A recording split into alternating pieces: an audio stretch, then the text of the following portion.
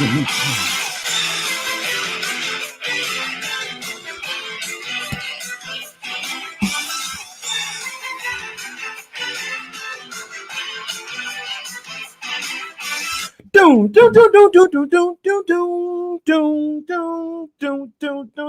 up, my guys? Welcome to another show, man. It's NBA Talk with Jay. It's Friday, January 27, 2023, man. Trying to get some cash. We're back with our guy, Tony Mejia. Tony, how you doing, my brother? Everything cool with you?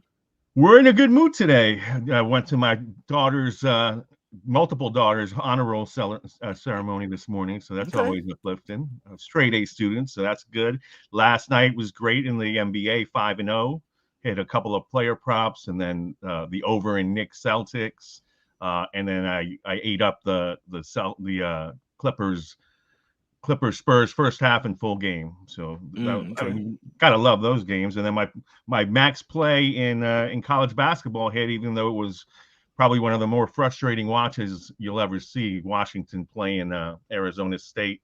Just multiple things that happened in that game. But yeah, I mean, a winning Thursday and hope to have a winning Friday. How about you, brother? Yeah, let's get to it, man. Yeah, I saw that your daughters had the glasses on. One of them had the glasses on as well, man. So shout out to your daughters over there, man. I dig it. Like that shirt as well, Tony. It's Us Against The Bookies. I need to go put mine on, my guys. But yeah, man, it's all business here on the show. Let's get straight to it, guys. We're not here to waste your time. We have 5 games on the card today. We're gonna break them down to the best of our ability, and then go over our best bets at the end of the show. If you like the show, hit the like button, subscribe as well. Couldn't talk you off becoming a member for the show as well, guys. Let's head over here to the streets of Indiana here, Tony. First game up, Indiana Pacers getting 8.5 points at the house. Man, let me look and make sure nothing changed, man. You never know today's NBA. You never know. Some injuries, anything, man. But Bucks starting to get healthy, right, Tony? Got Giannis back. They got Chris Middleton back. Starting to roll here these past couple games here. Do you think that they can get it done here tonight in the streets of Indiana? I mean, they should be able to get it done. And the number that I had for it was about 8.5 as well. So my big asterisk on this is Miles Turner, because he's listed as questionable. He's been playing, but he's been listed as questionable pretty much all for the last 10 days or so. And he wants out of Indy. So this is a great opportunity for him to show out against Giannis. But if he's not there, then you got the younger kids playing against Giannis, and Giannis was obviously a beast against the limited Denver squad that they trotted out there the other night. Another thing that's scary is that they're clearly trying to, bring Chris Middleton back. He's on a minutes restriction still, and when he does come in, they cater the offense to him, and he's rusty. So, a lot of things not to like about laying points on the road with Milwaukee. Bobby Portis is missing, even though Pat Connaughton played well the other night. I wouldn't touch Indiana, though. I'll say that. So this is a buck spot or pass for me. And totals wise, the number is a little higher than I had it, but I do expect a high scoring game. And I mean, we'll see the fact that the Pacers also list Nembhard as questionable for this game. That means more TJ McConnell. He's been really good offensively, but on the defensive end, even though he's a pest, he's somebody that Drew Holiday should be able to bully. So lots of angles in this game. Yeah, man, only way I can look is Bucks first quarter in this one, man. They are starting to get hot right now as well. You look at the Pacers, man, they're reverting back to dropping these first quarters once again here, man. So obviously without Halliburton, man, this team is because it's kind of crazy, Tony. They came out, they were horrible in the first quarter to start the season. Then they kind of figured something out, like playing Halliburton the whole first quarter. But now when he's not out there, they're an absolute shell of themselves, man. I believe they've dropped their last 4 first quarters as well, man. It probably goes back further than that, but I know the last 4 to 5 first quarters, what they'll do, they'll come out, get down, and then they're the type of team. The Pacers never give up. They're a scrappy type of team. They'll always, they will never give up. Guys like Benedict Mathurin, he plays to the final whistle in this one, man. But I don't know how I'm looking towards the Pacers any type of way. They're only 2-8 straight up last 10 games, 2-8 against the spread as well. I want no parts to do with the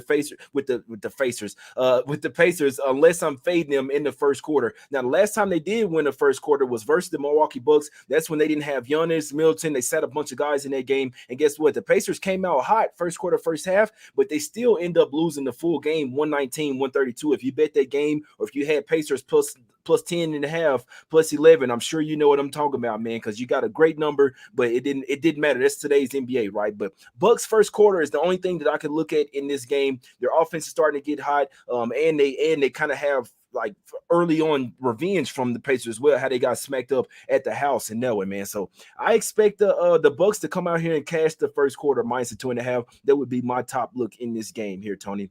Let's head over to the next game. Let's go to the streets of Minnesota here. We got the Wolves getting 3 points at the house versus the struggling Memphis Grizzlies here. Fifth straight road game for the Grizzlies. They've lost all four of their previous road games on this trip. Tony, how you looking at this one? And I think that plays heavily into this one because you've got Memphis running their mouths as they should. I mean, they're a talented team, but they're missing Steven Adams. I doubt they want to go 0-5 on this road trip, and Ja'll do everything possible to get that done. I want to see Desmond Bane in this though before I pull the trigger. He's listed as questionable. As far as Minnesota is concerned, Rudy Gobert played 35 minutes the other night, so I don't buy him being listed as questionable. I think he'll be out there. And then you'll see him be able to assert his dominance in the things that he does well with Memphis obviously playing a smaller lineup without Adams. Anthony Edwards is a game changer when he's on. And so you have to have Bane out there to at least try to slow him down, and along with Dylan Brooks. This to me is one of the more interesting games on this card. I lean Grizzlies, and I'm very intrigued by the total. The total is much higher than I had it. And the under is 2-0-1 in the last three Minnesota games, and 4-0 on this road trip for Memphis. So not having Steven Adams out there to clean up on the offensive boards and get this team second chances and get them into a better rhythm has clearly affected Memphis offensively. And even though the final score of the Warriors game was 122-120, it really didn't get started until the second half. And still went under because the number was so high. So this number being so high makes me lean under 2. Yeah, I can only look towards the Grizzlies in this game, guys. It's more so you can look at the Grizzlies. So it's crazy because you have a bye for the Grizzlies here, coming off 4 straight losses, 4 straight road losses as well. Obviously, they let down.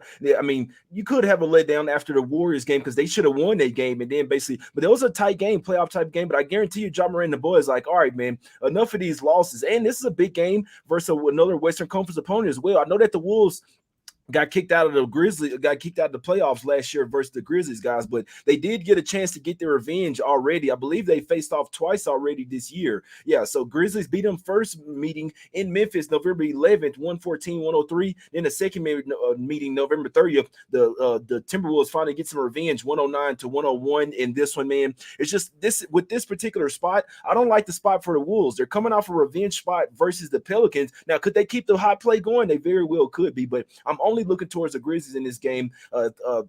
Coming home off a little 2-game mini road trip where you lost a game to the Rockets. I mean, how do we let that happen? How do you lose to the Rockets, man? But Wolves covered 4 of their last 5 games, but coming off a revenge game versus the Pelicans in New Orleans, 111-102, where they had to come back from down double digits in that game. And then they have a game tomorrow as well, revenge spot versus the Sacramento Kings. So you can call this a real sandwich type of game. Obviously, Gobert is still questionable, with some guys questionable as well for the Desmond Bane questionable for the Grizzlies side. So hopefully Bane plays. You're gonna need everybody, I must say, man. But I do think there might be some substance to them playing. Not saying playing better without Steven Adams, but with Triple J at the 5, right? I feel like they can find a new style of basketball, in my opinion. Jaren Jackson can obviously fill in there at the center position. They gotta knock down shots on the 3, man, as well. Hope it'd be nice if Rudy Gobert didn't play. That way Ja Morant get to the basket at will. But I can tell you, I'm only looking towards Grizzlies at this one, -3. It's 2.5 at some spots with the -115. I think the Grizzlies gonna get it done. I think they're gonna bounce back and get off the schneid. And when you have a 5-game road trip and you've lost all 4 previous, you're gonna say, come on, guys, well, let's not go 0-5 on this road trip, man. So they have plenty of history with the Wolves. I like the Grizzlies here, -3, guys. That's the only way that I'm looking at in this game. Tony, let's go over here to the streets of Florida here, man. We got the Miami Heat got laying 8 points at the house versus the Orlando Magic. Little rivalry in this one, Tony. How you looking at this game, my brother? Yeah, I mean, look, the Magic have been playing really well, but most of that has come at home. And they've got fans in Orlando excited because they're sneaky deep now. They got Jonathan Isaac back. He won't play tonight because he'll probably play tomorrow at home against the Bulls. That's another factor here, is that they got a quick trip down to South Florida and then they come right back. It's about a 3-hour drive. And so you want to win this game, obviously, if you're Orlando and continue your momentum. But it is going to be a different atmosphere. Last time they were on the road, they gave up 138 points in D.C. and lost to the Wizards. and the Heat are finally playing well the way we expected them to. They've won 6 of 8. With Jimmy Butler back tonight and Strus probable, they're as and same thing with Martin.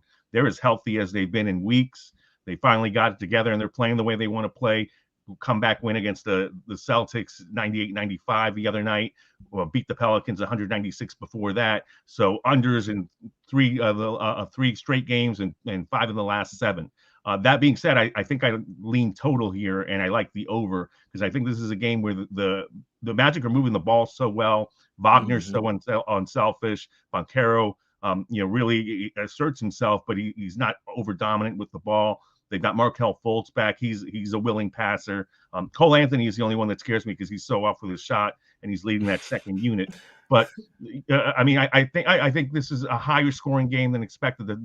I made the total 226 and it's at 219. So that might be a spot where I look at this tonight. Might be my best bet for the show, actually. But yeah, I mean, the Magic obviously always want to beat the Heat, and the Heat look at the Magic as a little brother that they should beat. So and again, then you got to figure what's going on in the fourth quarter. With Mosley looking at tomorrow night at home against the Bulls, where they want to keep momentum in at the Amway Arena. So I mean, look, I think the number is too high, but he can certainly cover if Orlando waves the white flag on this game. But my definite lean is on the over here. Yeah, I couldn't talk you off. Yeah, this is a tough game for you, man. The line is kind of high. Now, obviously, the Heat usually play really well versus the Magic. Magic are a different beast this year with all of their length. They have 5 guys or more, but they're 6'10" or more, man. So a ton of guys, especially with Isaac back as well. Heat, last game of a home trip before they head out on a 4-game road trip last game of a homestand before they head out on the road for a 4-game road trip. Charlotte, Cleveland, New York, and Milwaukee as well, man. So Cleveland, New York, and Milwaukee being huge games for the Heat, possibly. So you worry about the possible look ahead as well. Now, you look at the past history. The Magic did beat them in the most recent meeting, guys, 125-111. That was last year, April 10th. So they hadn't faced off so far this year. Before that, the Heat had won 5 straight games. If you look at the Magic are 6-2 against the spread last 8 versus the Heat here. My thing, this is a tough game, guys. I'd like to take Magic plus 8. Feels like too many points. Magic are 6-1 against the spread last 7, but I don't like the spot that they have the Bulls on deck tomorrow. It might be a good look looking at Wendell Carter Jr. unders today on his props, because we know he always have the Bulls circled on his calendar, guys. So you like Wendell Carter Jr. props tomorrow. In theory, you probably want to fade him tonight as well, guys. So that's obviously if he plays, but Heat, 3rd straight game of a homestand. They've won the previous 2. A couple of days off rest. So they've had 2 days off rest. I really don't know what to do with this game, guys. I could really see it going either way. If the Heat, this is the game right here. If the Heat's 3-point shooters get hot, Hero, Gabe Vincent, and Max Strus, if they start to get hot from 3, even Kyle Lowry as well, this game could get ugly. If they're not making their threes, then the Magic could cover the spread. This is a really good one where I would live bet it. See how the Heat are playing. See if they're even focused or up for this game, guys. So I want to lean Magic plus 8. They have a game tomorrow versus the Bulls, and they always like to play the Bulls tough. So I can't bet this game. I would like to lean Magic plus 8, but feels like somewhat of a public underdog. I hate the spot. Wendell Carter Jr. under props, man. It sounds crazy, but that's what I think hits in this game.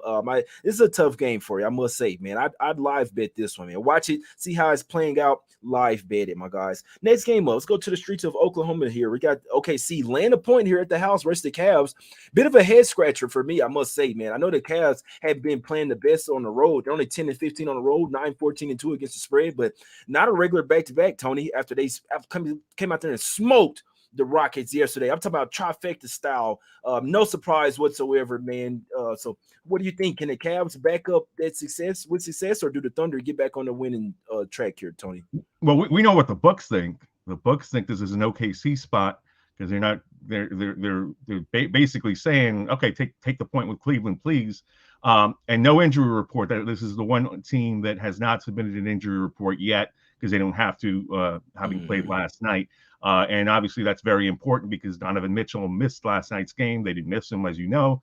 But he was pissed after the Knicks game because he had the opportunity to win that game. He said, I locked up, my groin locked up, everything locked up, and you knew he was going to miss yesterday's game. But does he come back tonight, or do they wait on him and take the cautious approach, especially since they start a homestand that has the Clippers, Heat, and Grizzlies coming up to get him fully healthy, which again opens that up for the Thunder. But man, I can't get behind back in OKC because they have no resistance at the rim. I mean, they're essentially Mm-hmm. beating you by going and track meet style, and they've been extremely successful with that. And now they don't have Lou Dort, who was their defensive stopper on the perimeter, Mm-hmm. who's going to stop Mobley, who's been playing really well, and Jared Allen, especially from getting second chances. So I want to see if Donovan Mitchell plays. Don't really need him in this Mm-hmm. spot to know, but how is Shea Gilgeous-Alexander going to attack the rim with two twin towers in the mix that he doesn't normally see? So my lean is definitely the Cavaliers, but it is a head scratcher, and we know that this is the third game in 4 nights for Cleveland, final game of a road trip. So the spot is OKC, but I just can't get behind them. Yeah, you mentioned it. Yeah, Dort is out, man. I'm wondering if you look at some props here, in my opinion, man. So it looks like a lot of people on OKC today. I don't agree with it. Now, the Cavs are only 1-6 against the spread last 7, following against the spread win. They're 1-6 ATS last 7, following a straight up win of 10 or more as well. So in theory, this hadn't been a good spot to take the Cavs in this one. Now the Thunder, they're 6-0-1 against spread last 7, playing on 1 day's rest. 4-0 against the spread last 4, following a straight up loss. But even with all of that said, guys, it's still Cavs are nothing for me here. They have the major height advantage here. So you don't have Lou Dort for the Thunder. Like you said, that's their best defender there. They're still missing Pokashevsky and Robinson Earl. They're basically only 2 centers on the team, man. Thunder have the rest advantage, but like I said, the Cavs, they didn't have to go too hard last night versus that trash-ass Rockets team. I don't think Mitchell will play. I can tell you that right now. He has a real growing injury. He really did just tweak it as well. So don't be surprised to see Mitchell ruled out in this game. I wouldn't take Thunder just based on that, though, in all honesty, man. It was Darius Garland's birthday yesterday, but I don't think they had time to go out and party versus Houston with traveling to Thunder today. This is their third straight road game, but they're 1-2 so far on the trip. So do you want to win the road trip and go 2-1, or do you want to lose it and go 1-2? They have the major matchup advantage as well.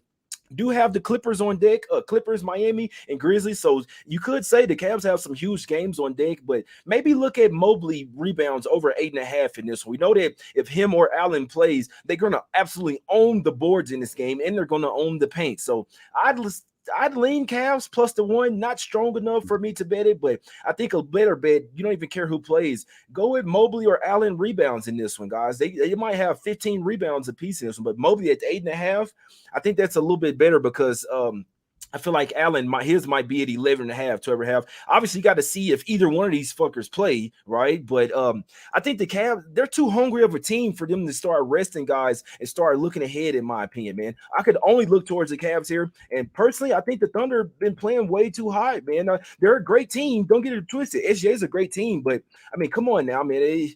I don't. They're not the next coming of the Warriors here, guys. So the Thunder still got Giddey, still got SGA, but down low, that's where you can get them. Cavs have a huge advantage down low with Mobley and Allen if they play in this one, guys. Even guys like Dean Wade as well. What a towering matchup, man. I see LeVert and Garland going off this one. I could still only play Cavs plus 1. Mobley rebounds over 8.5 is what I'm looking at. Last game up, Tony. Warriors land 5 at the house versus the Raptors. How are we looking at this one? Okay, we're on the same page with that one. I just want to add one thing. There's no way they found a spot to party in Oklahoma City to celebrate Darius Garland. Having been there a couple times, no chance. On the Raps and the Warriors, Toronto is looking for only their second 3-game winning streak of the season. My eyebrows were raised by this line because it was sneaky short. I had it at 6.5. So when books do this, it's almost like bait. I mean, like I was leaning Golden State, even though they're coming off that emotional win against Memphis. But Toronto, I mean, they suffocated Domantas Sabonis to the point where the Sacramento offense stalled. I lost my big total play on that game. They held the Kings to 95 points. They beat the Knicks in a big overspot the game before that. So they're playing their best ball of the season.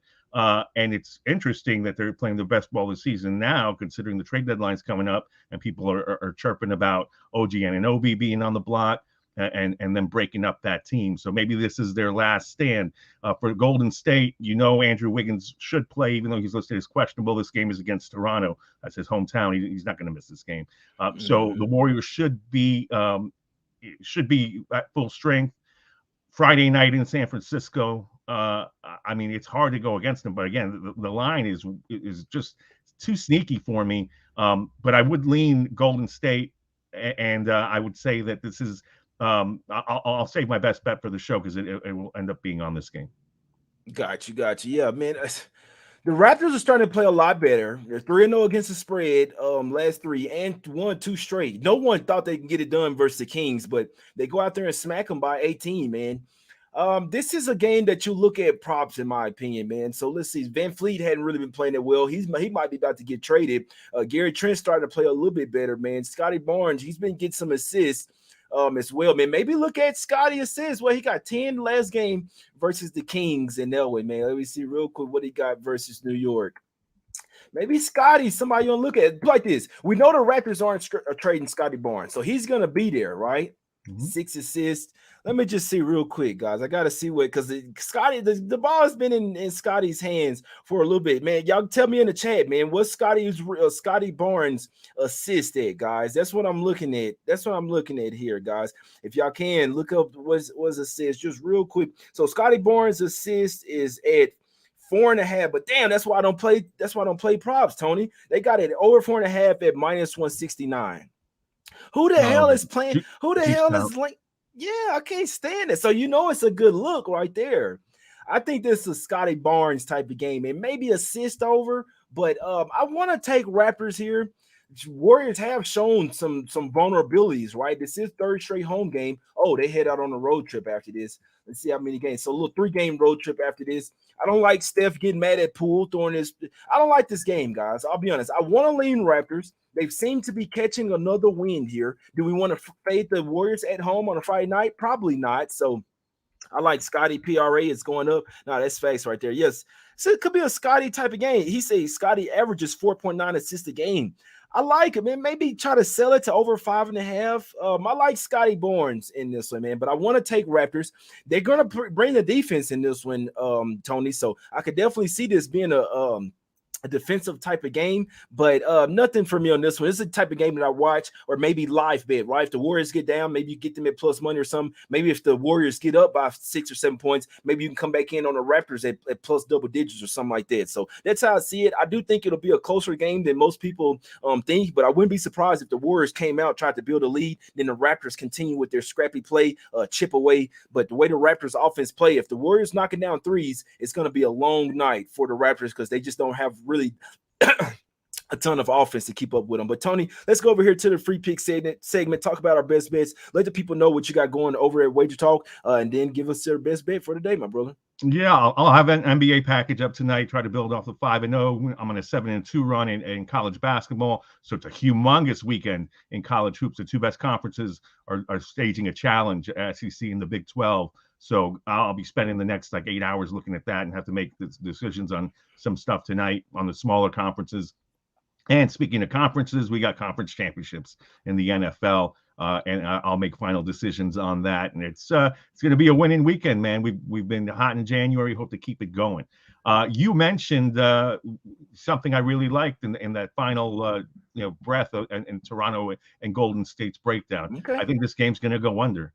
Maybe it's recency bias, but the way that Toronto flew around to stop a team that averages over 120 points a game and held up under 100 in Sacramento tells me that they're really invested on the defensive end finally. And not to mention that even though you shouldn't zone a team that can shoot you out of building like Golden State, sometimes it works, especially if you mix it in sneakily for 5 minutes or so. And Nick Nurse is one of the best at junk defenses. And as far as Golden State goes, I think Andrew Wiggins plays, which obviously means they'll be putting their best defensive lineups on the floor. And sometimes Toronto goes into offensive droughts, and then you've got great individual defenders in this game. OG Anunoby on one side, Wiggins on the other, Draymond obviously. So not to mention my number was 228. It's at 234.5. So give me the under. That's my lean. That's a good point there. Yeah, my guys in the chat, they saying they like the under as well. They saying Kings offense somewhat like Golden State as well, man. So if hey, the Raptors shut them down, the Raptors are a defensive team. So if they're gonna stay in this game, it's gonna be with the under. That's their only way to win. You can't run and gun with the Warriors. You can't try to outshoot them in this game as well. You got to try to play physical and play defense, lockdown defense. That's the only way you can stay in this game, man. But for me, guys, this is what I'm looking at today. That Bucks Pacers game, Bucks first quarter, be the top play in that game. Grizzlies, Timberwolves, and that one. Got to look at the Grizzlies -3 and that one full game with the Timberwolves having a revenge fight versus the Kings tomorrow on deck. Got to look their way. Magic Heat, man. I'd look at Wendell Carter Jr. under props. Under on his PRA in this one has a he Wendell Carter Jr. wants to ball out tomorrow versus the Bulls. I'm telling you that right now. So if he's active, Wendell Carter Jr. unders in this one.